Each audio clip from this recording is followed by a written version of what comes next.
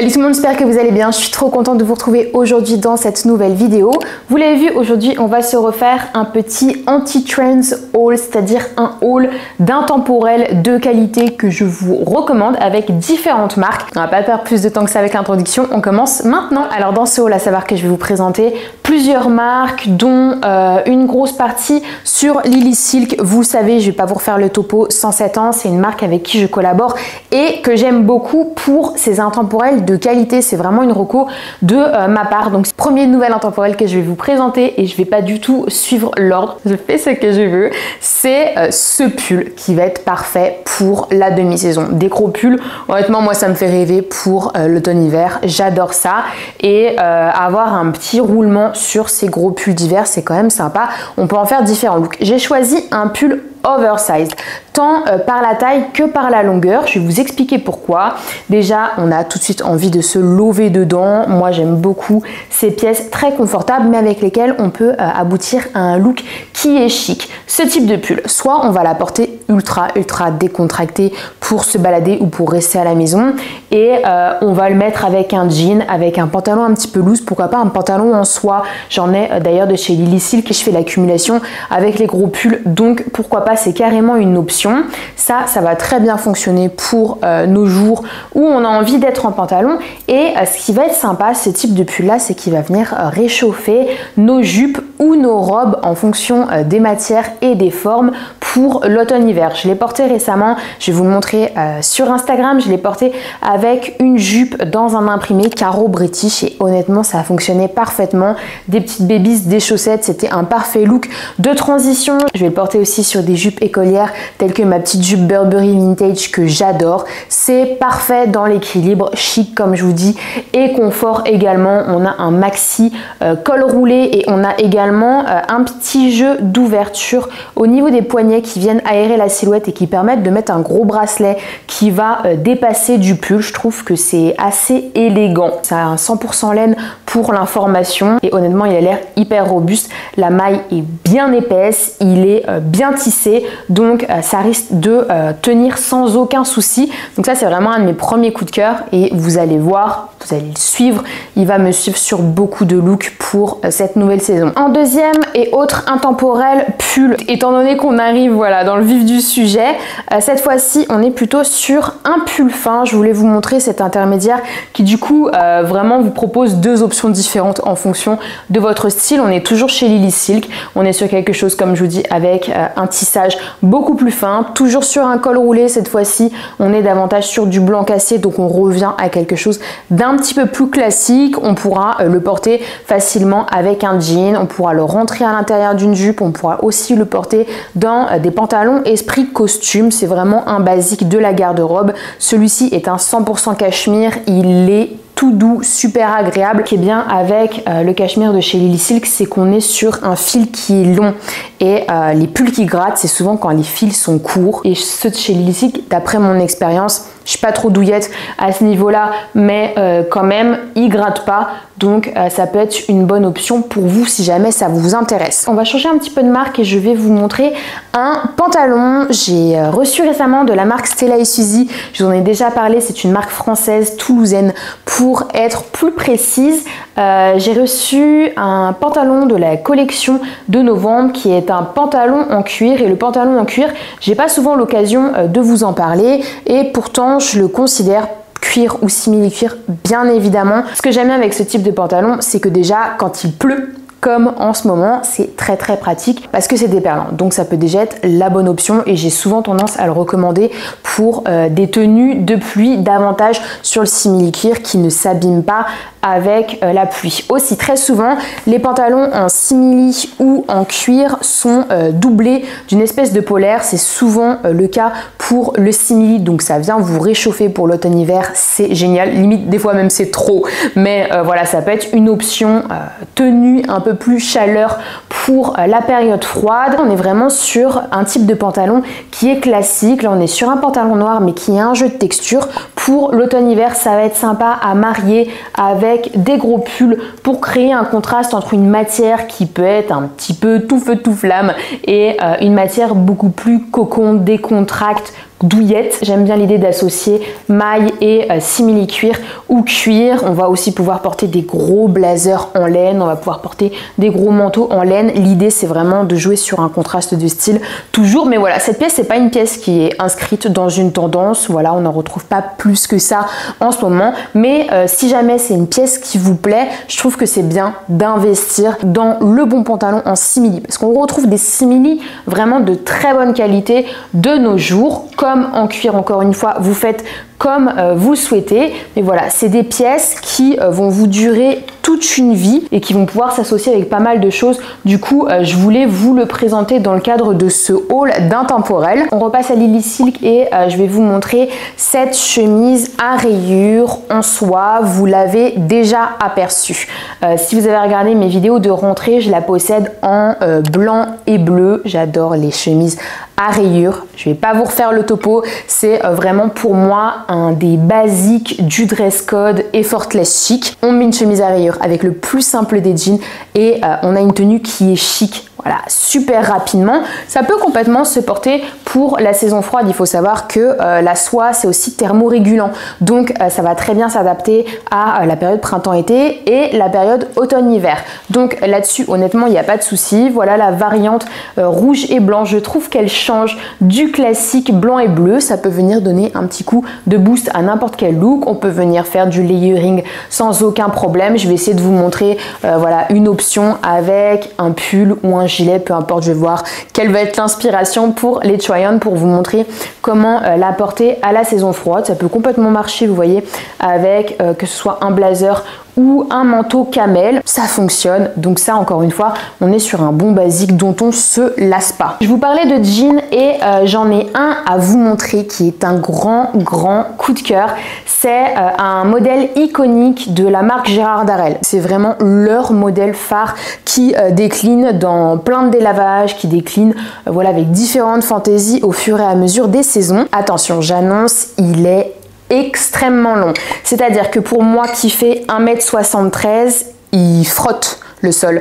Je pense que je vais le faire retoucher. J'adore ce jean avec ses petites poches. Il a clairement un style 70s mais sans en faire trop. Il élance la silhouette, je vous raconte pas. Il est ultra flatteur. Voilà, bonne matière. Je l'ai porté déjà avec pas mal de choses. Je le porte avec body et veste. Je le porte avec blouse. Je vais le porter avec jean pour sûr. Toujours perché sur talon évidemment parce que en fait la longueur du jean oblige, mais à voir quand je l'aurai raccourci un petit peu si je peux le porter à plat, mais de manière générale, et c'est un conseil que j'ai tendance à donner, c'est vrai que les jeans flair, pour continuer d'élancer la silhouette et pour qu'il y ait un rendu voilà, élégant, si tant est que ce soit ce qu'on recherche, c'est quand même mieux sur des talons. Transition super subtile, je vais vous présenter une nouvelle paire de bottines à talons que j'ai reçues. Celle-ci, c'est de la marque Jonac, donc elles sont comme ceci, elles sont vraiment très basique au niveau de la forme. On est sur un talon moyen, voilà, ni trop petit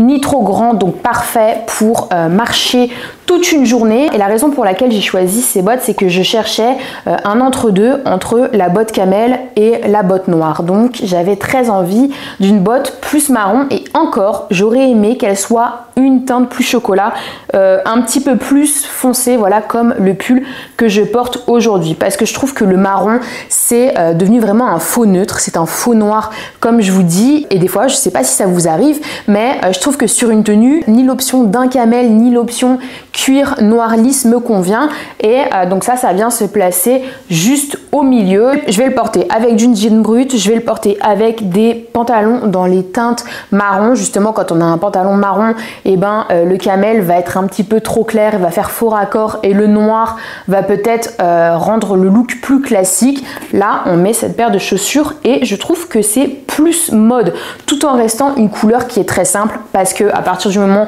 où elle va se marier avec du jean brut, on sait qu'on va pouvoir la porter très souvent. Donc ça c'est assez sympa, et on n'en retrouve pas dans toutes les collections des bottines à talons dans les teintes marron chocolat. Donc je trouvais ça intéressant de vous les présenter. elles sont très confortables, ce qui n'est pas toujours le cas selon mon expérience avec les chaussures Jonak, donc je me suis dit que ça pouvait éventuellement vous intéresser. On revient à Lily Silk, j'ai une robe en maille à vous présenter. Alors c'est pas une robe de tous les jours à mon sens, mais mon Dieu, j'ai eu un coup de cœur pour cette robe. Ce que j'ai beaucoup aimé sur cette robe, c'est déjà la longueur midi qui est très élégante à mon sens, cette couleur crème pour l'automne-hiver où je vais l'avoir parfaitement portée avec un manteau ton sur ton. J'adore les Total Look dans l'esprit crème, c'est très Lily Wonder Woodson de Gossip Girl si vous avez la référence. On pourra aussi la porter avec un manteau camel que je vais bientôt vous présenter. Autre élément très important que j'ai adoré dans cette robe et qui selon moi n'en fait pas une pièce de tous les jours, c'est l'encolure Bardot qui pour le coup est ultra chic, un peu moins facile à pratiquer, surtout quand on va venir superposer des vestes et des manteaux par la suite. On va pouvoir venir la ceinturer sans problème au niveau de la taille pour marquer la taille si jamais vous avez les hanches marquées. Je trouve ça sublime. Je vais la porter avec des bottes genoux. On va pouvoir aussi la porter avec des chaussures un petit peu plus ouvertes telles que des babies pourquoi pas ou des escarpins si jamais on l'envisage dans le cadre d'un événement. C'est la parfaite tenue d'événement pour l'automne-hiver. Elle existe aussi en noir. Donc si jamais vous voulez une version soit un petit peu plus passe-partout, soit une version encore plus flatteuse, sachez qu'elle existe en noir. J'en avais déjà une dans un autre style en noir, donc j'ai voulu varier et je trouvais celle-ci vraiment très élégante. Donc voilà, ça fait partie de mes petits coups de cœur. Ce qui nous amène à la dernière pièce de Lily Silk que je voulais vous proposer pour ce nouveau haul. C'est un pantalon de costume en laine. On est sur un jacquard Prince de Galles, donc fantaisie, carreau, british, toujours très très élégant. J'adore le gris pour l'automne-hiver. On va pouvoir en faire un total look sans aucun problème. Je le porte d'ailleurs en total look avec un pull en cachemire toujours de Lily Silk mais qui date de ma précédente sélection. Ça fonctionne. On va pouvoir aussi le porter avec une chemise blanche. C'est on ne peut plus élégant là pour le boulot. Si vous cherchez un pantalon quali pour le boulot, je vous recommande celui-ci sans aucun souci. Je vais le porter en chaussures, soit avec des baskets mais Adidas Samba pour casser le côté trop premier degré, soit on va pouvoir rester dans le premier degré sans aucun problème avec des mocassins ou des brogues pour un look un petit peu boyish chic. On viendra rajouter un grand manteau par-dessus, que ce soit un manteau gris anthracite pour essayer de créer un camailleux ou un manteau noir. Il n'y a absolument aucun problème. Moi j'aime bien réveiller ce pantalon d'une ceinture avec une belle boucle. Je vais vous le montrer. Et voilà, on est encore une fois sur un look composé de pièces très intemporelles qui restent chic et de qualité. C'est personnellement tout ce que je recherche. La dernière pièce que je voulais vous montrer pour clôturer ce haul d'intemporel, c'est un énormissime coup de cœur. Je vous l'ai rapidement introduit lors de ma vidéo sur les tenues en jean. Je vais pas le porter très longtemps parce qu'il pèse un âne mort. C'est ce manteau de la marque Gérard Darel qui est juste sublissime. C'est d'ailleurs la collection studio. Donc c'est une collection un petit peu plus travaillée, on va dire, de la ligne Darel. Et ce qui m'a tout de suite séduit sur ce manteau, c'est qu'on est sur une coupe trench. Je vous l'ai déjà dit, de toute façon, vous le savez, le trench, ça fait partie des intemporels chics d'une garde-robe. Et là, en fait, il est traité en drap de laine. On est sur du 70% laine vierge, 10% cachemire, mais quand même 20% polyamide, les coquins. J'ai porté plusieurs fois, il est quand même suffisamment épais et il est plein de détails ultra chic. On a les boucles typiques des trench au niveau des poignets qui sont en cuir surpiqué. On a vraiment tout le code du trench mais traité de façon hivernale. Je sais que c'est une pièce qui séduit beaucoup de monde. Ça m'arrive de voir des personnes dans Paris en plein hiver porter un trench et là du coup c'est la parfaite adaptation. Et donc ce type de manteau là qui est très classique, couleur camel, qui va se porter à tout plein de choses, ça va être la touche d'élégance, voilà, qu'on vient mettre en touche finale sur un look d'hiver. On le sait, en hiver, la première chose qu'on voit dans la rue, c'est le manteau. Donc le manteau a quand même son importance. Celui-là, on va le mettre vraiment avec tout. En premier lieu, nos jeans qu'on adore. Donc ça va nous faire voilà, à la fois cet hiver et les hivers prochains.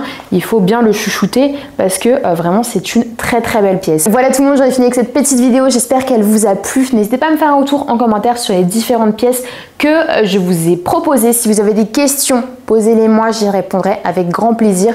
Vous avez le code pour Lily Silk si jamais ça vous intéresse. N'hésitez pas à me poser des questions.